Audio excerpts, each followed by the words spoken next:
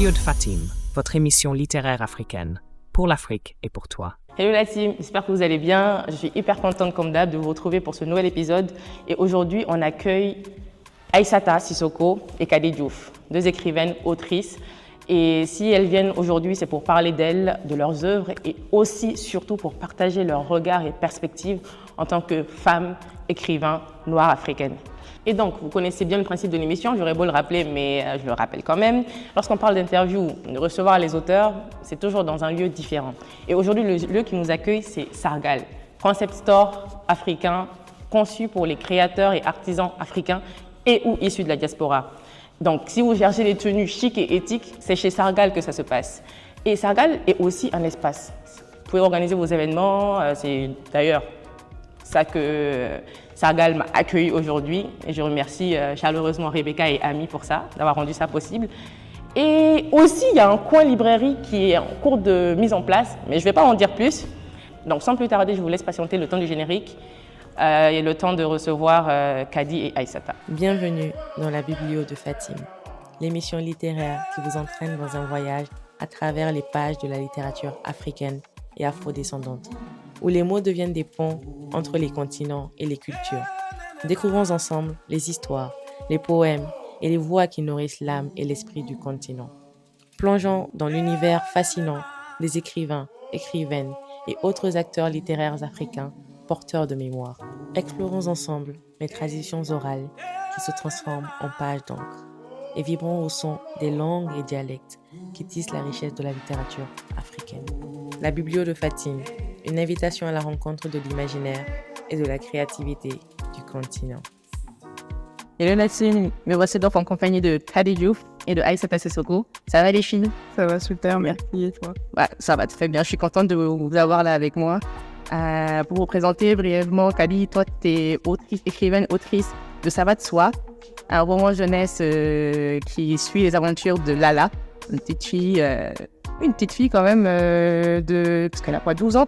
Ouais, alors c'est un roman tout public, c'est un récit initiatique. Donc oui, au départ, elle est enfant, mais on la suit jusqu'à ce qu'elle devienne une femme. Sans vouloir trop spoiler, parce que l'effet que moi j'ai lu la fin, ça allait jusqu'à la fin et tu t'y attends pas. C'est ça, donc je le présente plus comme un roman tout public et vu que c'est un récit initiatique, oui, on parle... on est sur l'innocence de l'enfance et on évolue sur quelque chose de beaucoup plus difficile en étant adulte. On va peser mes mots. Et le voyage à travers l'Afrique avec une paire de savates magiques. C'est ça, tout à fait. C'est le seul moyen que j'ai trouvé de faire voyager une héroïne. C'est une très belle manière de faire, parce que si vous lisez le livre, vous comprendrez ce que je veux dire par là. Et toi, Aïssata, tu es écrivaine et autrice de 2 livres. Un livre autobiographique, Ce qui nous reste, où tu retraces un peu la vie de tes parents qui ont émigré en France. De ton père, je crois précisément, de ton père et de ma mère. Donc, des 2 parents, tu as émigré en France. Et le titre parle de lui-même parce qu'il raconte un peu ce qui leur reste de l'Afrique. Exactement.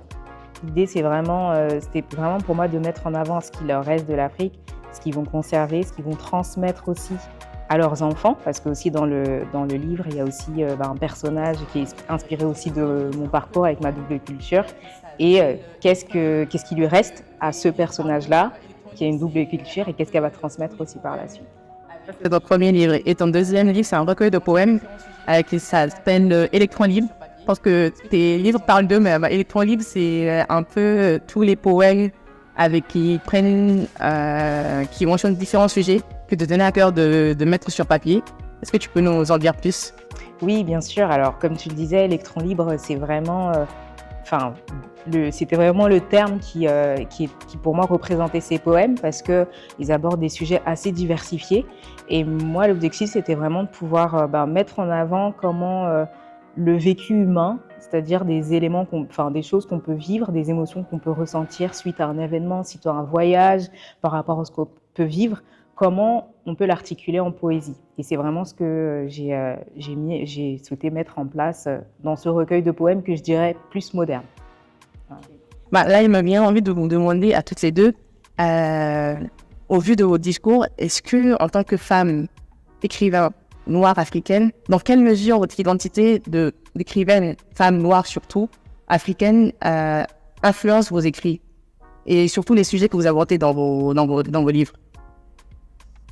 Tu veux répondre? J'y vais. Alors, déjà, spontanément, si on part déjà du principe que, enfin, si on enlève le fait d'être une femme noire, dans mes écrits, de façon générale, je m'inspire de ma perception du monde. Je m'inspire de mon vécu, je m'inspire de mon entourage, et donc je m'inspire de mon éducation, de mes croyances. C'est tout ça, en fait, qui fait ma perception du monde et qui m'inspire par rapport à l'écriture.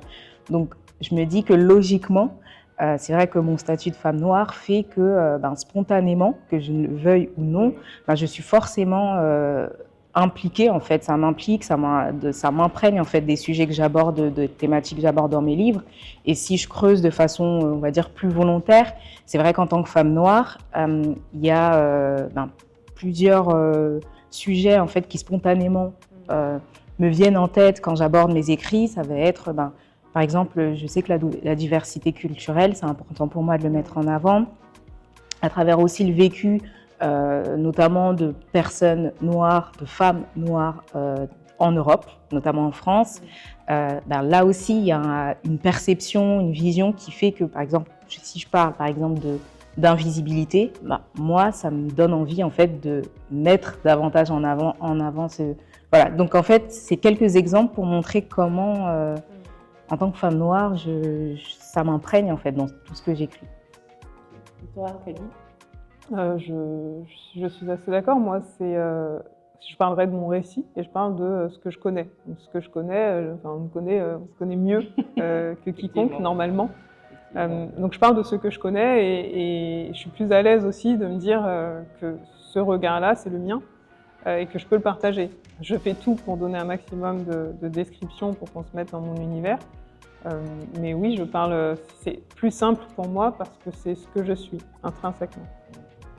Et selon votre expérience, justement, du fait que là, vous avez toutes les deux donné un peu votre regard par rapport à vos œuvres, mais d'un point de vue de la scène littéraire occidentale ou africaine, est-ce qu'en tant en ayant cette identité de femme écrivaine noire, d'écrivaine noire africaine, est-ce que vous avez pu être confrontée à des défis particuliers justement en raison de cette identité-là?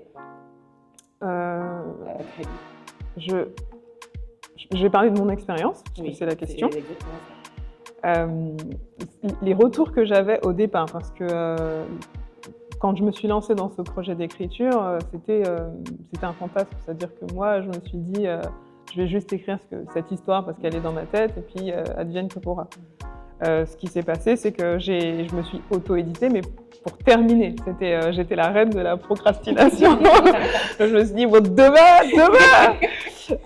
et c'est comme ça que j'ai édité mon premier roman. Et ensuite, je l'ai envoyé aux maisons d'édition classiques, mais bien après. Au tout départ, quand je parle on me demande de quoi parle ton livre, et je leur dis, mon héroïne est africaine, avec un père exilé, donc oui, je parle d'immigration. Et puis là, on me dit, ah oui, c'est vrai, mais moi, j'ai du mal à me projeter avec des personnages noirs. Une fois, deux fois, et puis je regarde un petit peu sur les réseaux sociaux, sur TikTok, avec le hashtag BookTok, et puis je vois des petites jeunes qui en parlent, qui ont ce truc de, quand on leur dit « Oui, mais personne va lire un livre avec des personnages noirs, asiatiques, ce que tu veux, hein, racisés, voilà ». Parce qu'on a du mal à se projeter. Donc ça, ça m'a fait rire. Honnêtement, ça m'a fait sourire. Je me suis interrogée sur cette réflexion-là. Parce que quelque part, nous, on était enfants, on lisait, on lisait des mangas, on était passionnés de... Là, c'est ça, on lisait un Tom Tom et Nana avec des enfants qui faisaient des bêtises. On était des enfants, on faisait des bêtises, on s'identifiait. Et moi, ma victoire, entre guillemets, c'est quand j'ai des lecteurs qui sont jamais sortis du Calvados, tu vois, qui le lisent et qui me disent « Ah, merci de m'avoir fait voyager, j'aimerais aller visiter un jour un de ces pays ». Pour moi, c'est une victoire. C'est une petite victoire, mais c'est une victoire. Donc ça, c'est la première réflexion, si tu veux, que j'ai pu avoir par rapport à ça. Aujourd'hui, ça évolue, peut-être doucement, mais j'ai confiance, j'ai foi en ces plus jeunes qui sont plus curieux, plus ouverts et qui ont aussi envie qu'on entende leur voix. Donc, c'est la première chose qui me vient en tête, moi, quand tu me poses cette question. Ok. Aïssata? Je rejoins totalement Kadi parce que c'est vrai que moi j'allais mettre en avant l'inclusion, c'est exactement ce que tu as mis en avant dans ton vécu. Alors moi si je repars de mon vécu au niveau de l'expérience, c'est vrai que j'ai pas eu je peux pas dire que j'ai été confrontée à des situations spécifiques où je me suis dit c'est compliqué en tant qu'auteur ou écrivaine noire d'écrire, mais c'est vrai que de façon plus générale, c'est vrai que moi je vais apporter une vision beaucoup plus globale. L'inclusion, pour moi, c'est un sujet majeur. Et si je cible au niveau des femmes, déjà si on repart du début en tant que femme, déjà auteure et écrivaine, je trouve, perso, même si je trouve ça se démocratise de plus en plus, je trouve que les femmes écrivaines auteurs sont beaucoup cantonnées à certains genres littéraires. Le feel good, la romance. Alors peut-être parce que en ce moment c'est ce qui fonctionne le plus. Voilà, ouais, c'est ça. Et mais c'est vrai que c'est quelque chose que j'ai remarqué. Et puis quand on cible par rapport aux femmes noires, par exemple, ou africaines, on a des auteurs connus qui ressortent assez spontanément, Fatou Diomé, voilà, exactement.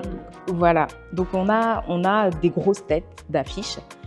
Et en fait, moi, c'est ma perception des choses. J'ai l'impression que ce sont des femmes noires qui sont considérées justement comme des femmes noires qui écrivent des livres africains.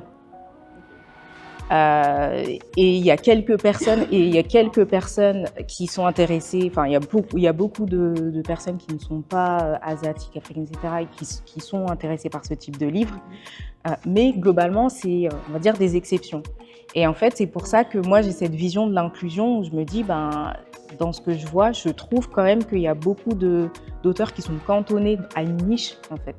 Et j'écris forcément des histoires, par exemple, un truc tout bête, mais c'est vrai que l'afrofuturisme, il y en a de plus en plus, mais des femmes qui écrivent sur ça, là aussi, il y a des femmes qui écrivent, mais on les met peut-être peu en avant.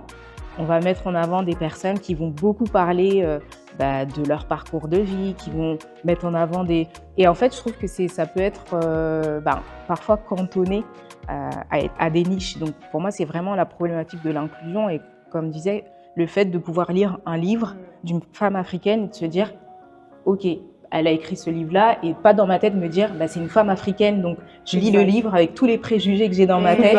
C'est ça. Donc voilà, c'est plus ça. J'ai envie d'ajouter quelque chose.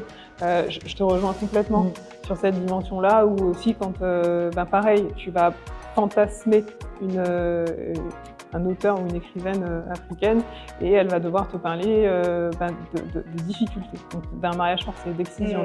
Ce sont des vrais sujets. Hein. Peut-être qu'un jour on écrira dessus aussi. Ce sont des vrais sujets qui sont importants. Mais de la même manière qu'Aïssata, je me dis, on n'est pas que ça. En fait, on n'est pas de nous réduire, de réduire les femmes africaines à ça, effectivement. C'est ça. Et donc oui, on a heureusement qu'on en a quelques-unes qui nous parlent d'autre chose, ou en tout cas, même si elles en parlent avec un autre prisme. Et c'est important. Donc, je la rejoins totalement là-dessus. Ouais. Mais justement, est-ce que, selon vous, est-ce qu'il y a des projets à mettre en place? Est-ce qu'il y a des initiatives importantes qui seraient bien de prendre en compte afin de changer ça? Est-ce que vous avez des idées en tête? Est-ce que vous connaissez peut-être même des initiatives qui existent déjà, qui font en sorte de casser un peu ce côté inclusif là? Moi, par rapport à ça, pour moi, c'est davantage de visibilité. Parce que j'ai tendance à dire qu'il y a des choses, il y a des initiatives qui sont faites. Alors, il y a des salons qui sont faits. Alors, là aussi, on pourrait se questionner parce qu'on pourrait se dire aussi que nous-mêmes, on s'enferme dans ce côté-là, vu qu'il y a beaucoup de salons de littérature afro. Donc, voilà. Donc, il peut y avoir aussi ce questionnement-là. Mais bon, là encore, c'est un autre sujet parce qu'on vient justement répondre à une problématique. Mais pour moi, déjà, ce type de salon, le fait d'accueillir des personnes qui sont de tout horizon, c'est déjà une chose. Et donner de la visibilité à ces salons-là, à mettre en avant en fait les auteurs, les autrices, j'ai envie de dire, pour casser les clichés, mettre en avant plus d'autrices, parce qu'en fait, il en existe, on en côtoie. Et moi, c'est comme une multitude. Et on les voit pas tant qu'on n'est pas dedans. Moi, j'ai jamais autant découvert d'autant d'autrices noires africaines. Quand c'est au moment où j'ai écrit moi-même et que j'ai publié, que j'ai commencé à participer à des événements spécifiques parce que j'ai tout simplement décidé de mettre le curseur dedans. Et je me dis peut-être que nous, en échangeant davantage, en partageant peut-être pas forcément les auteurs classiques, peut-être que ça permettra d'ouvrir en fait les chakras et peut-être de se dire, tu vois, comme tu disais par rapport à Ça va de soi, je ne l'ai pas encore lu, mais voilà. Mais tu donnais tout à l'heure ton exemple. Comment un personnage, comment mettre en avant des caractéristiques communes en fait d'un personnage qui sont universelles et pas se contenter, parce que clairement on est tous des êtres humains, on a tous des, donc en fait là la thématique du voyage, quelqu'un qui va être intéressé par le voyage, comment mettre davantage ces éléments-là, ces caractéristiques-là pour que des personnes se reconnaissent dans ça sans se dire ah non là c'est pas pour moi, voilà, enfin. J'ai parlé peut-être un peu en vrac, mais c'est voilà les idées. Et cette question, je te retourne la question. Tu penses, quand tu nous poses cette question, est-ce que tu parles de comment est-ce que ça pourrait être amélioré en France? Parce que là, on est en train de tourner en France. Oui, en fait, c'est exactement ça. Okay. C'est la scène littéraire occidentale. Ok. Parce que je pense que l'Afrique, c'est un autre débat et on pourrait en parler des heures. C'est pour ça que. Mais là, précisément, comme tu dis, géographiquement, elle est ici, vous écrivez pour le public d'ici. Ou du moins, c'est à ce public-là que vous rendez accessible pour là, pas sur le continent pour le moment. Donc, on resterait, c'est du point de vue occidental, précisément français. Ok. Moi, je me suis fixé un objectif, c'est justement d'essayer de casser un peu ces codes-là. Pour avoir fait ça pendant 1 an et avoir participé à une majorité d'événements plutôt orientés afro, littérature afro. Alors oui, on a moins de visibilité, mais est-ce que, comme elle a dit, on ne se bride pas tout seul? Donc là, l'objectif, moi, c'est d'aller chercher plus loin. C'est-à-dire tester des salons où on nous dit non, mais on essaye quand même. Peut-être qu'à force de persévérance, exactement. Donc moi, j'ai plus cette vision de me dire, là, je vais en tester plus, d'autres, ouvrir, aller chercher plus loin. Peut-être qu'une Fatou Diom, oui, elle a eu de la chance, mais en même temps, elle a un talent fou. C'est peu de dire. Elle a un talent fou, donc il faut aussi reconnaître ce qui est. Mais voilà, peut-être qu'en décidant d'aller casser un petit peu, d'aller chercher plus loin, d'enfoncer quelques portes, il n'y a pas de raison. Mais moi, je pense aussi qu'on se bride, quoi. Des fois, on se limite en se disant je ne vais intéresser que ces personnes, ça va pas marcher, mes lecteurs, c'est ça. Donc on peut accuser le monde de plein d'injustices, mais quand on se les applique tout seul, il faut se remettre en question. Donc l'objectif, en tout cas, moi, c'est d'aller chercher plus loin. Mais là, vous avez les deux mentionné de grandes figures de la littérature africaine, la scène littéraire africaine, Fatou Diom, Léonora Milano, Deli Amadou Aman. Est-ce que vous avez... Si vous pouvez nous donner des exemples justement d'écrivaines noires africaines qui vous inspirent aujourd'hui, partagez avec nous un peu votre source d'inspiration qui viendrait peut-être de ces femmes-là, de lui pour l'une et pour l'autre. Quelle serait cette personne-là ou ces autrices Alors oui, ces femmes-là, parce que c'est un peu un triptyque de femmes connues, en tout cas contemporaines à l'heure où on tourne. Il y en a plein d'autres. Une Mariam Abba, forcément. Je décide de l'appliquer pour Aïssata. Je parle en ton nom. Voilà, je parle en son nom. Confirme aussi. Je parle en notre nom. Une Mariam Abba, évidemment. Grosse source d'inspiration. Moi, j'avais aussi bien aimé un regard autre qui était celui de Chimamanda Ngozi. Oui. Pas forcément Americana, c'est pas mon préféré, c'est important de le dire, c'est pas mon préféré. Mais c'est vrai que c'était la première fois, parce que j'étais tombée par hasard sur un de ses livres en 2011, quelque chose comme ça, sur l'hibiscus pourpre. C'était la première fois où j'ai pris le livre comme ça, je savais même pas qui c'était. Et de savoir que ça se passait au Nigeria, que ça avait été traduit de l'anglais au français, et puis pareil, c'était pas du tout ma réalité, mais j'étais tellement contente. Et l'histoire, elle est pas facile, hein. L'histoire est dure, hein. Mais c'était la première fois que, je me disais ah ouais. Et puis c'était contemporain aussi. C'était pas, tu vois, un Mariam Abba, c'est quelque chose de quand même beaucoup plus ancien. Et là, j'étais sur quelque chose de waouh, ça pourrait potentiellement être moi. Donc ça, c'est la première chose qui m'a touchée, on va dire, pour Chimamanda. Après, il y a Sylvia Servin qui est géniale aussi. C'est une journaliste. C'est qui a écrit Les Rêves d'Afrique. Exactement. Pépite, mais grosse pépite. Karine Silla, alors elle est métisse du coup, mais elle a écrit un livre qui est Aline et les hommes de guerre, qui parle d'Aline Diatta, donc c'était une sorte de prophétesse de la Casamance, qui s'est battue aussi contre la colonisation. Et voilà, t'en as plein d'autres comme ça, mais si je pense Afrique, c'est les premières qui me viennent. Je suis contente que tu aies cité Chimamanda. Et en plus, je confirme, moi aussi, Americana, c'est pas ton préféré. C'est lequel ton préféré? Hibiscus pourpre. Ok. Et moi, c'est L'autre moitié du soleil. Ouais, okay. Les deux, pour moi, c'est pareil. Là, je l'ai lu aussi. Moi aussi, pareil. Mais vraiment, et c'est vrai que elle, je dirais vraiment en tant qu'écrivaine, c'était vraiment mon modèle. Mais dans son style d'écriture, c'est vraiment l'écrivaine qui a réussi à me faire rentrer dans ses personnages. Et à la fin, quand je ferme la page, je me dis mais qu'est-ce qu'ils vont devenir, limite ils vont me manquer. Donc en fait je trouve que ça, en termes de style de narration, ça c'est quelque chose qui m'inspire, et de part aussi la façon dont elle écrit et pourquoi elle écrit, parce que j'ai aussi regardé beaucoup d'interviews d'elle, et elle, ce qu'elle met en avant aussi, c'est le fait de pouvoir écrire des histoires sous un prisme africain, et que beaucoup de personnes puissent se retrouver dedans. Je donne un exemple concret. Tout à l'heure, quand je venais dans le métro, dans le RER, j'ai croisé un homme caucasien en train de lire Americana, de Chimamanda Ngozi Adichie. Et pour moi, c'est un exemple concret de se dire comment on fait pour se dire ok, je ne suis pas du tout concernée, entre guillemets, mais je vais trouver un point commun, j'aurai l'intérêt de lire ce livre-là. Et je trouve que moi, c'est une grande inspiration par rapport à ça. Après, alors j'ai d'autres auteurs, alors évidemment Mariam Abba, mais du coup, je mettrai en avant des auteurs qui ont plus écrit des biographies, parce que c'est aussi leur parcours de vie qui m'ont inspirée. C'est Awa Keïta, je trouve qu'on connaît très peu.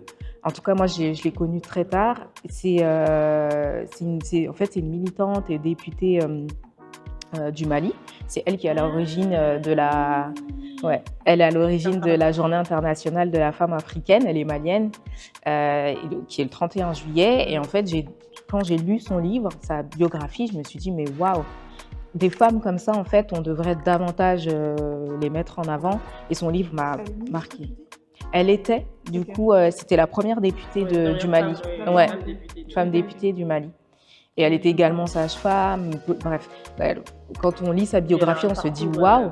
En tout cas, je dirais qu'elle m'a vraiment inspirée. Et après, c'est vraiment les classiques, j'ai envie de dire, Fatou Diomé, Léonora Miano. Voilà. Merci pour en même temps, pour ceux qui ne connaissent pas, ça permet d'aller se renseigner et puis de découvrir ces belles figures. Et là, on va passer côté projet. On va devoir savoir ce qui se passe en coulisses, ce que vous nous prévoyez pour les prochains mois, prochaines semaines, on ne sait pas. Donc, si vous avez prévu aussi des partenariats, des projets sur le continent, en gros, qu'est-ce que vous nous prévoyez là pour les prochaines semaines, prochains mois? Prochaine semaine, en fait, je m'adresse à toi, la pression de soi. J'ai créé ma maison d'édition aujourd'hui. C'est bien gratuit.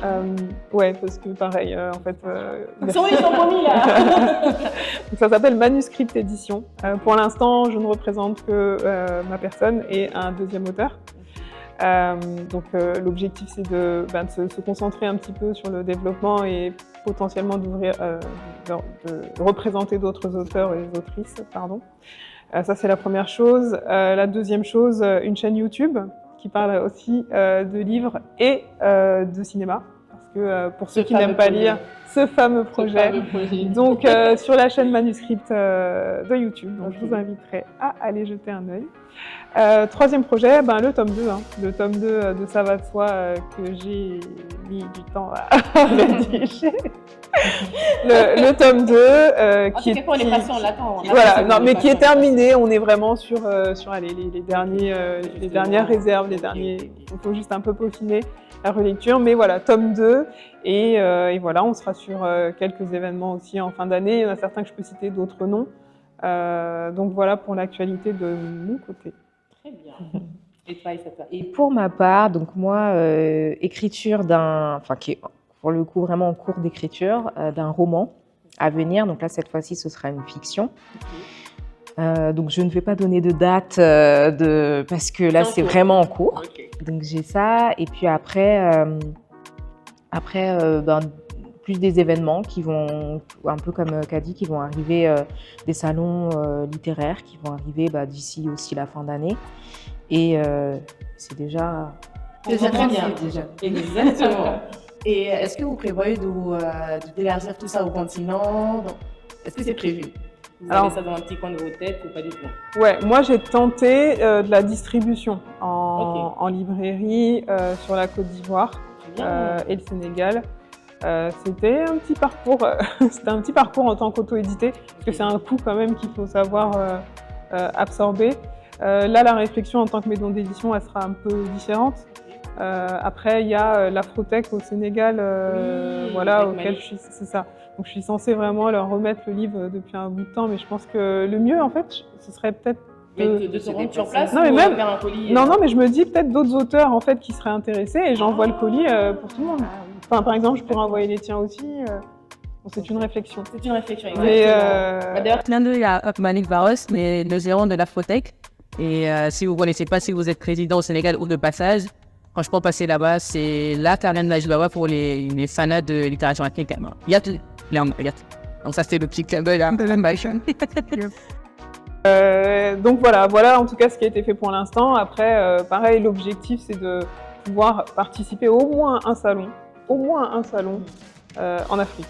Donc là, il y a le SILA dans quelques jours qui se passe en Côte d'Ivoire. Je sais qu'il y en aura un aussi au Maroc. Enfin, c'est un objectif. Là, moi, c'est un goal pour 2025. Alors, on verra où est-ce qu'on sera en 2025. C'est bien quand tu les repérés. Mais ouais, je les ai repérés. Et il y en a, parce que moi, j'ai traduit aussi le livre en anglais. Donc, à voir. Mais c'est vraiment un objectif pour moi. Au moins d'en essayer un, c'est un objectif pour 2025. Alors moi, j'ai envie de dire oui, c'est aussi un objectif, sachant que en 2022, moi j'ai eu l'occasion d'avoir un événement autour de ce qu'il nous reste avec c'est avec une association en fait de jeunes lecteurs au Mali, c'est ça.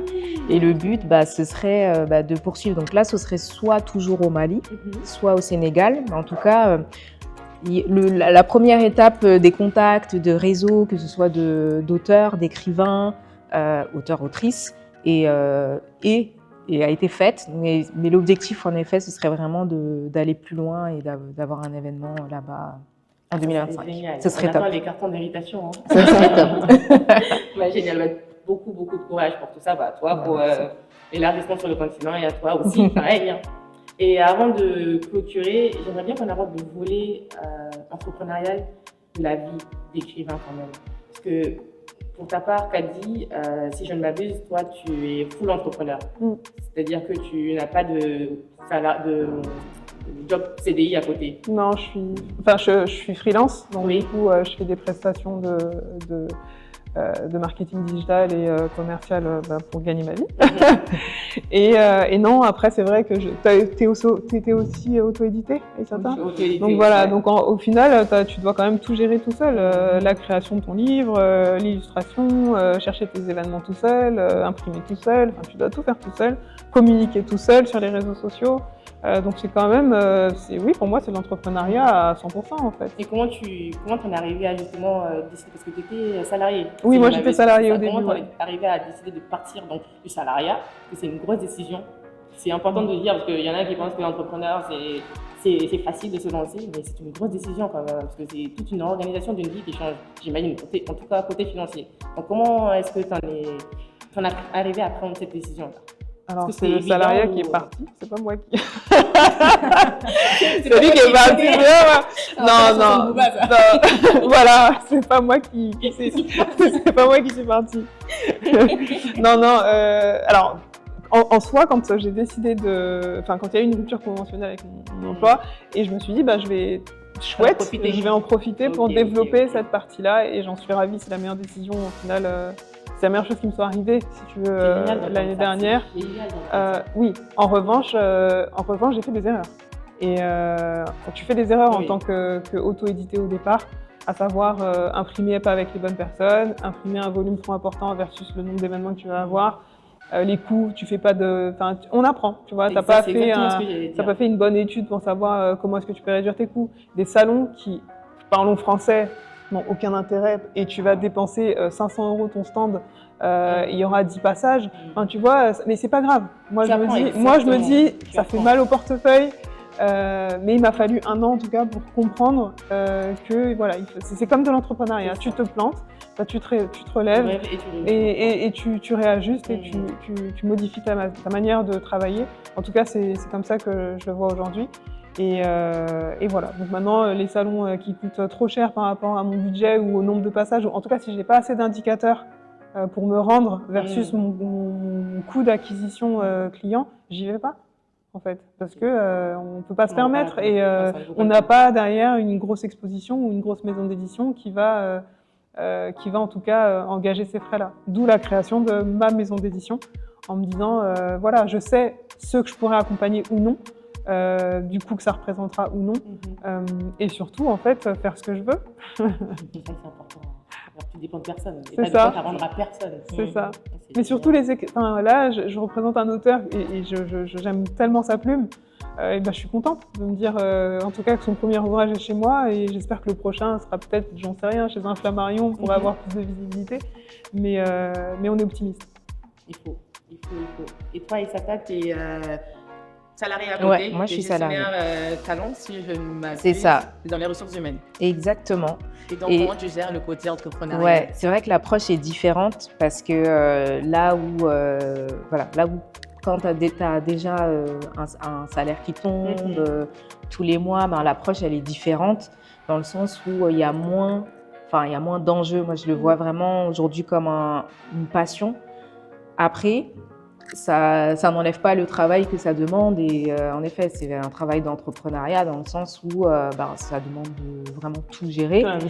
Voilà, un investissement important, de la discipline, et donc c'est vrai qu'il y a un état d'esprit quand même aussi à avoir. Tu peux pas fonctionner en tant qu'auto-édité comme tu fonctionnes si tu délègues, ou voilà, c'est différent. Ouais, exactement. C'est pas du tout la même approche. Et voilà, donc après c'est vrai que il faut s'organiser, parce que quand on travaille, moi j'ai clairement des deuxièmes journées. Après, ce que je dis, c'est que souvent quand on me demande comment tu fais pour les salons et autres, ou même pour avancer, en fait, vu que je le vois comme une passion, pour moi j'en ai besoin en fait. C'est intégré dans mon mode de fonctionnement. Donc là, justement, petit à petit, je suis en train d'essayer un peu comme Kadi, mais de faire en sorte d'avoir encore plus de liberté, parce que l'entrepreneuriat, même si je peux pas dire que c'est de l'entrepreneuriat proprement parler, parce que je suis pas full. Ouais, mais je suis pas full. Oui, mais si. Enfin, je veux dire, à partir du moment où tu crées ton bouquin, tu l'imprimes, tu cherches des événements, tu payes tes stands. Tu te fais facturer ces stands. Alors oui, non, mais c'est vrai, vous avez raison. Mais ce que je veux dire, c'est que c'est quelque chose. Ouais, non, c'est vrai. C'est de l'entrepreneuriat, mais ce que je veux dire, c'est que le risque, la prise de risque n'est pas la même. Bien sûr, il est moindre versus quelqu'un qui ne fait que ça. Exactement. Et du coup, petit à petit, justement, j'essaie d'avancer un peu plus vers ça pour allier ce que je fais déjà en tant que salarié, mais là, plus dans une vision plus globale avec l'écriture, allier écriture et développement des hommes, en gros, c'est l'objectif. Mais oui, aujourd'hui, c'est vraiment un équilibre que j'ai trouvé et qui me va bien, en fait. Mais c'est surtout que pour moi, ça ne s'oppose pas. Tu peux être les deux. Ça devient aussi... Moi, je trouve qu'il y a une pression aussi parfois de dire qu'il faut être dans l'entrepreneuriat, alors que c'est pas si simple, d'accord? Et il y en a plein qui sont entrepreneurs pendant quelques mois et qui retournent vers le salariat, donc ça ne s'oppose pas du tout. Et au contraire, moi je pense que c'est un très bon équilibre, surtout pour des métiers comme les nôtres qui sont hyper précaires. En tout cas, si tu veux juste vivre de tes livres aujourd'hui, à moins d'être, complètement très peu envie. à moins d'être, voilà, à moins d'être, je sais même pas qui peut. Oui, c'est ça, je pense. Je sais pas. Peut-être parce que, ouais, je sais pas. Ouais. Je sais pas.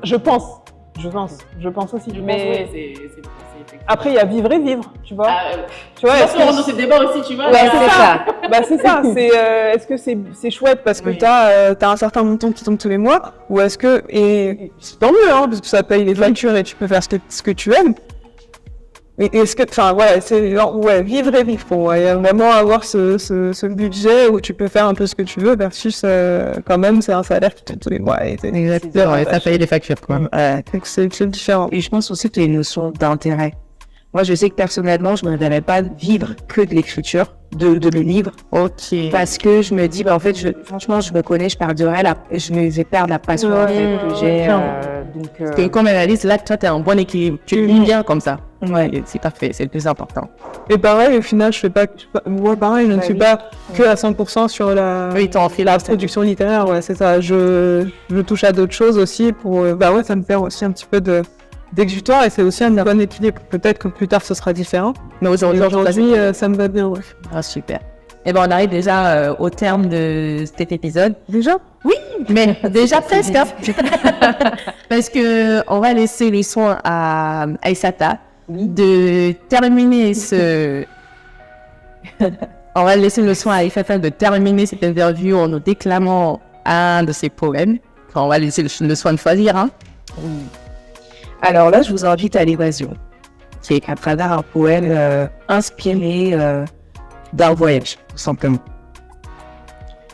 Je m'invite à regarder, parce que là où la caméra sera... Moi qui regarderai l'épisode, quand je me mets à la place, j'aimerais bien qu'elle me regarde dans les yeux pour me déclamer son poème. Le verre d'ici m'inspire. Un verre vif, plein de vie. Un verre espoir, en l'avenir. Un verre espoir, vers l'avenir. Loin du tumulte de Paris, un verre paisible, de paix, de par mes yeux, mon cœur et tout mon être. Je respire ce grand verre d'air. Un grand verre d'air devant un verre de thé, allongé sur un canapé coloré. J'apprécie ce moment en sa compagnie. Une compagnie qui me pense pour l'avenir. Merci. On ne pouvait pas mieux finir cet épisode qu'avec ces belles paroles. Merci beaucoup. Merci Hadi d'avoir pris le temps de venir avoir cet échange avec moi. Merci à vous qui nous suivez et je vous dis à bientôt pour le prochain épisode.